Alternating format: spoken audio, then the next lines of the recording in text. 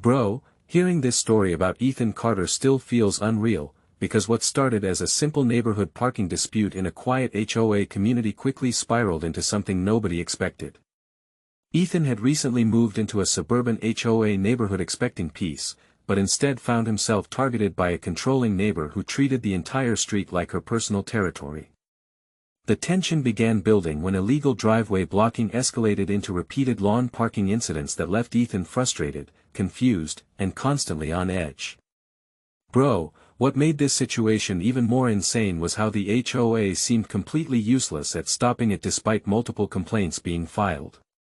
That's exactly where everything started heading toward a payoff nobody saw coming, setting the stage for a sprinkler setup that would turn the tables in the most unexpected way. Ethan was quietly planning something that would change the entire neighborhood dynamic forever without anyone knowing. At first, Ethan Carter tried to handle everything like a normal, reasonable adult, because that's what you're supposed to do in a well-run neighborhood, right? But the problem was, nothing about this HOA felt normal.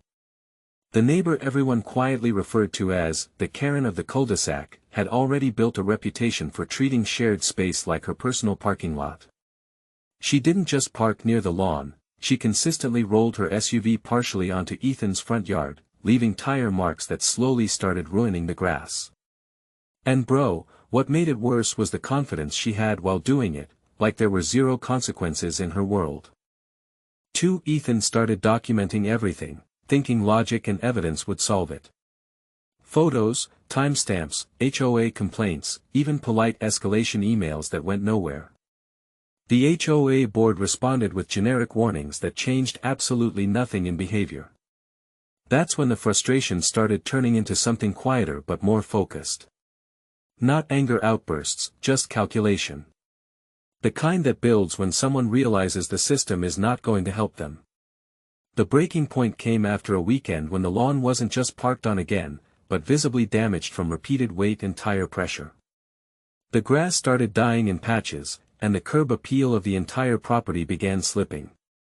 Bro, hearing this part just hits differently because it wasn't just about parking anymore, it was about someone slowly taking control of another person's property without permission or care. That's when Ethan started noticing patterns. The neighbor always parked at the same angle, usually during specific hours, and always stepped out of the vehicle confidently like she owned the space. That pattern gave him an idea, subtle at first, almost harmless on paper. But ideas like that don't stay small for long when frustration keeps feeding them. He began researching lawn irrigation systems, specifically motion-activated sprinkler setups designed for deer control. But in Ethan's mind, this wasn't about wildlife anymore. It was about boundaries.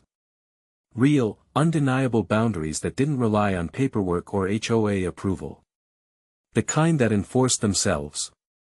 The plan started forming slowly in his head, a sprinkler system positioned strategically near the most frequently targeted section of the lawn. Nothing illegal, nothing aggressive, just a system that activated when pressure or motion was detected. On the surface, it looked like simple lawn care.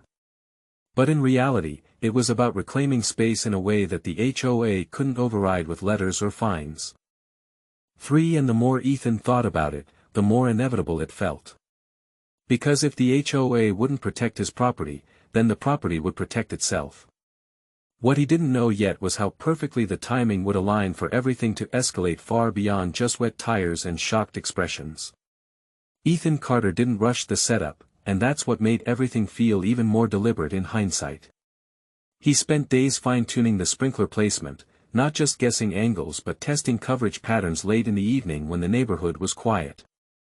Bro, this wasn't some chaotic revenge setup, it was controlled, calculated, almost surgical in how precise it was becoming. The sprinkler heads were hidden just enough in the grass line that anyone casually walking by wouldn't think twice, which made the whole thing even more unsettling in a quiet way. The HOA Karen's behavior, meanwhile, didn't slow down at all. If anything, it got worse. She started leaving her SUV in slightly different positions each time, like she was adjusting to avoid complaints without actually respecting boundaries. That small shift ironically played right into Ethan's planning. Because instead of unpredictability ruining his idea, it expanded the target zone. Every variation in her parking pattern was now still within range of the system he was installing. The real escalation began when Ethan tested the system for the first time. A quiet evening, no witnesses, just a controlled activation. The sprinklers fired with a sharp burst, covering the exact area where tires usually rolled onto the grass. Watching it work for the first time gave him that eerie realization that the system wasn't just functional, it was responsive in a way the HOA never was. Bro, this part was unbelievable because it flipped the entire power dynamic without a single confrontation. But even then, Ethan didn't feel like he was done. He added a pressure sensitivity tweak so the system would react more aggressively when weight was detected in specific zones. It wasn't about punishment, it was about ensuring repeat behavior wouldn't be easy. And deep down, he knew the next time the neighbor parked there, she wouldn't just be dealing with water. She'd be dealing with a consequence that felt immediate and impossible to ignore. The tension in the neighborhood started building even before anything happened publicly. Small details began to shift. Ethan noticed neighbors glancing more often at his lawn. People walking their dogs slowed down near his property. It was like everyone subconsciously sensed something was about to happen, even if they didn't know what. And then came the moment that changed everything, the day the HOA Karen pulled in like she always did, completely unaware that her routine had already been studied, mapped, and quietly countered. Bro, this was the exact point where the story stopped being about a parking problem and started becoming something nobody in that neighborhood would forget. The day it happened started out deceptively normal, the kind of quiet suburban morning where nothing feels like it could possibly go wrong. Ethan Carter noticed the usual rhythm of the neighborhood, trash bins at curbs, kids heading to school, distant lawnmowers humming in the background. But beneath that calm, there was this strange tension building in his mind, because he knew the exact pattern he had studied was about to repeat itself. And then it did. The HOA Karen's SUV appeared at the end of the street like clockwork, slow and confident, as if the entire road existed for her convenience. She didn't hesitate, didn't look around, didn't consider anything outside her routine. She turned in and positioned the vehicle exactly the way she always did, front tires edging onto the lawn, weight settling into the same damaged patch of grass Ethan had been trying to protect for weeks. Bro, this is the part where everything feels like slow motion, because Ethan didn't even need to react, he just watched the system do what it was designed to do. The moment the pressure threshold on the lawn was triggered, the hidden sprinkler system activated instantly. Not a gentle spray. Not a warning. A sudden, forceful burst of water shot upward and outward with precision, hitting the exact zone where the SUV was positioned. The timing was so accurate it almost felt unreal, like the lawn itself had been waiting for that exact moment.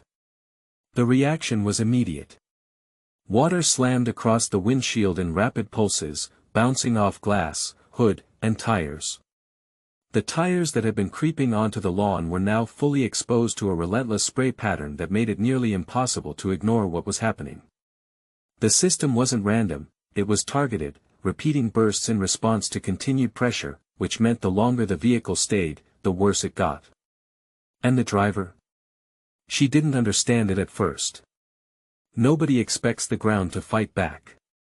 Ethan stayed inside, watching from a distance, not interfering, not escalating, just observing the system enforce the boundary he had spent days designing.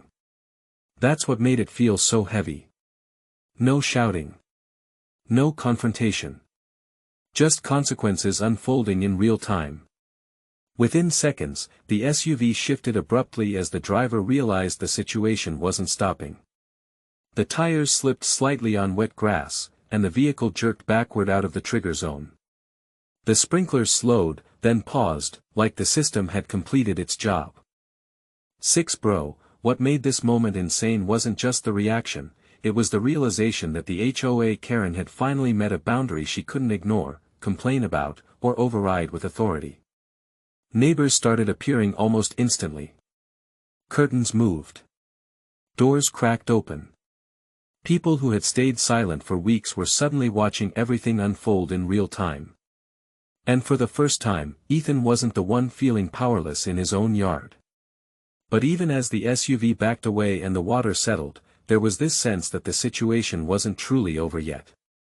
Because people like that don't usually take losses quietly, and what happened next was going to push the entire neighborhood into a much bigger conflict than anyone was ready for. The aftermath didn't stay quiet for even 5 minutes. The moment the SUV pulled away from the lawn, the HOA Karen didn't just drive off in embarrassment, she stopped further down the street, sitting there like she was trying to process what had just happened. And bro, this is where things started shifting from a petty neighborhood issue into full-blown escalation territory.